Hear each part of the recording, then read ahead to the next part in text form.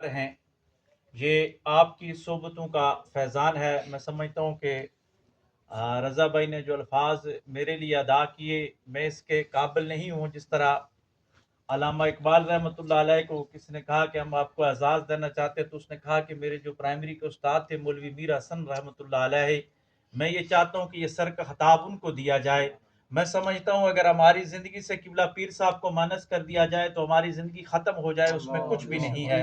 یہ ان کی صحبت کی برکتیں ہیں، اور میں سمجھتا ہوں کہ اللہ تبارک و تعالیٰ کے انسان پہ جتنے بھی احسانات ہیں، اس میں جو سب سے بڑا کسی شخص پہ اگر احسان ہوتا ہے تو اس کی جو پیدا ہوتا ہے تو اس کے کان میں لا الہ الا اللہ محمد رسول اللہ کی صدا بلند ہوتی ہے، اور پھر اس کی زندگی میں ان احسانات میں جو بڑا احسان بلوغت کے بعد ہوتا ہے کہ ظاہری والدین کے ساتھ اگر اللہ اس کو باطنی والدین ایسے عطا فرما دے جو اس کی زمین کی پستیوں سے اٹھا کر آسمان کی بلندیوں پہ لے جائیں، ان کو صوفیاء کی زبان میں شیخ طریقت کہا جاتا ہے۔ یہی وہ لوگ ہوتے ہیں جو پیر ہوتے ہیں۔ پیر حقیقت میں وہی لوگ ہوتے ہیں جس طرح والدین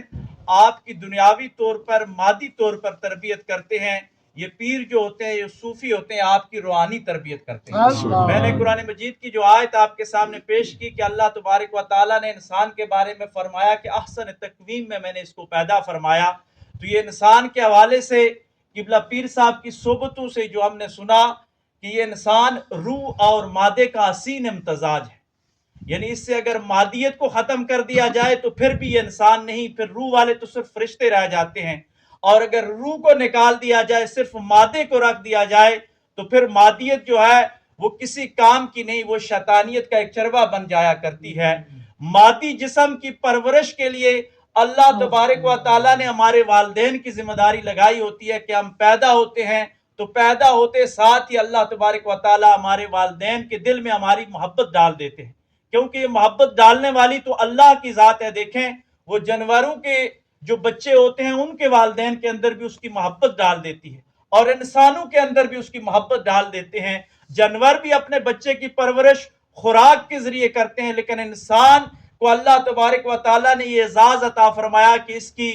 نفس کے ساتھ، اس کے جسم کے ساتھ، اس کی روح کی تربیت کے لیے بھی اللہ تبارک و تعالیٰ نے یہ مردان خدا پیدا کیے ہوتے ہیں جو زمین کے اندر چلتے پھرتے ہیں اور یہ تلاش کرتے ہیں، جو اہل لوگ ہوتے ہیں یہ نااہلوں کو بھی اپنے ساتھ لگا کے اہل بنا دیا کرتے ہیں، اور پھر ان کی زبانوں پہ ذکر خدا اور ذکر مصطفیٰ جاری فرما دیا کرتے ہیں۔ اب اگر کوئی شخص یوں کہے کہ مصطفیٰ جاری فرما دیا کرتے ہیں، اب اگر کوئی شخص یوں کہے کہ اللہ تبارک و تعالیٰ تو موجود ہے، وہ 70 ماؤں سے زیادہ پیار کرنے والا ہے، یہ درمیان میں پیروں کی کیا ضرورت آ گئی، درمیان میں مشائخ کی کیا ضرورت آ گئی، ہم ڈائریکٹ اللہ تبارک و تعالیٰ کی بارگاہ سے ہدایت کے طلبگار ہیں، اللہ ہمیں دینے والا ہے، جس طرح وہ دنیا میں ہمیں خوراک دیتا ہے، باقی معاملات دیتا ہے، اسی طرح ہدایت بھی تو اللہ ہی دیتا ہے۔ بے شک یہ ہدایت دینے والی جو ذات ہے یہ رب کی ذات ہے، لیکن رب نے کچھ ضابطے بنائے ہوئے ہیں۔ آج ہم قبلہ پیر صاحب کے ساتھ آ رہے تھے راستے میں، تو صوفی مشتاق الخیری صاحب جو قبلہ پیر صاحب کے دیرینہ رفقا میں ہیں، تو ذکر ہوا مرحوم ڈاکٹر جمیل قلندر رحمۃ اللہ علیہ کا، جو ایک بہت بڑے اسلامک یونیورسٹی کے سکالر تھے، تو ان کی ایک بات آج کی اس محفل میں کر کے اس بات کو ختم کرتے ہیں کہ وہ کہا کرتے تھے، سمجھانے کے لیے یہ بات مثال کے طور پہ بتایا کرتے تھے کہ یہ جو بجلی پیدا ہوتی ہے یہ پانی سے بنتی ہے۔ اگر کوئی آدمی یہ کہے کہ میں نے بلب روشن کرنا ہے، ڈائریکٹ جا کے تربیلا ڈیم کے ساتھ میں لگا دوں گا تو میرا بلب روشن ہو جائے گا، نہیں، یہ بنانے والا رب ہے، اس نے بتا دیا کہ یہ پانی سے پیدا ہوتی ہے۔ لیکن پاگل آدمی اگر 100 سال بھی لگا رہے، ڈائریکٹ پانی سے بجلی پیدا نہیں ہوتی۔ اس کے لیے اللہ تبارک و تعالیٰ نے کچھ ضابطے بنا دیے۔ وہ ضابطے کیا ہے کہ وہاں سے بجلی پیدا ہوتی ہے، گریڈ اسٹیشن میں جاتی ہے، کھمبے لگتے ہیں، پھر اس پہ تاریں آتی ہیں، پھر میٹر لگتا ہے، وہاں پہ بجلی آتی ہے، اور پھر آپ ایک بٹن دباتے ہو تو آپ کا پورا گھر روشن ہو جاتا ہے۔ اب اس کا اصل ماخذ تو جو ہے وہ پانی ہے، لیکن اللہ تبارک و تعالیٰ نے انسان کو یہ عقل اور شعور دیا کہ ضابطے کے ساتھ جب آپ چلیں گے تو آپ کا گھر روشن ہو جائے گا۔ بالکل اسی طرح ہدایت کا جو منبع اور سرچشمہ اور جو ماخذ ہے وہ اللہ تبارک و تعالیٰ کی ذات ہے، اور اللہ تبارک و تعالیٰ نے انسانیت میں جو ہدایت کا سب سے بڑا سرچشمہ پیدا کیا وہ میرے اور آپ کے آقا و مولا جناب محمد مصطفیٰ صلی اللہ علیہ وآلہ وسلم کی ذات ہے۔ اور ہمارے آقا علیہ الصلوۃ والسلام کو جہاں اللہ تبارک و تعالیٰ نے خصائص کبریٰ سے نوازا، اس میں سے ایک یہ خاصیت بھی ہے کہ 1,24,000 کم و بیش انبیاء دنیا میں آئے، لیکن ان کی قبروں کے حوالے سے واضح کسی کو نہیں معلوم کہ کس نبی کی قبر کہاں پہ ہے، لیکن میرے اور آپ کے آقا جناب محمد علیہ الصلوۃ والسلام کا جو روضہ مبارک ہے، اللہ تبارک و تعالیٰ نے ہدایت کے مرکز کے طور پر قیامت کی صبح تک زمین پہ یہ واضح کر دیا کہ لوگوں کو بتا دیا کہ میرا یہ محبوب ہے، یہ ہدایت کا سرچشمہ ہے۔ اب اللہ سے ہدایت مصطفیٰ علیہ الصلوۃ والسلام کے پاس آتی ہے، مصطفیٰ علیہ الصلوۃ والسلام سے پھر حدیث کا مفہوم کہ آقا علیہ الصلوۃ والسلام سے حضرت صدیق اکبر رضی اللہ تعالیٰ عنہ فرماتے ہیں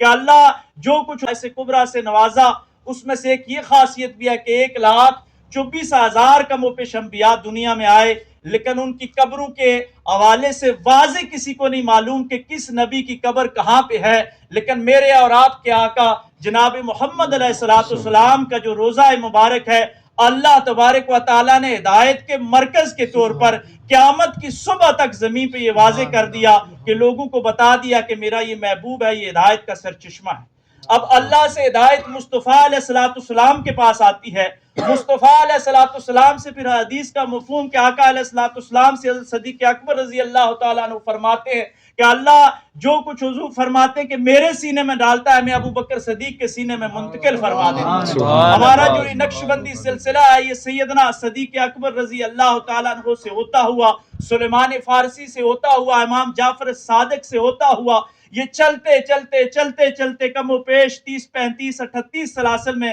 ہمارے سیدی و مرشدی پیر طریقت رابر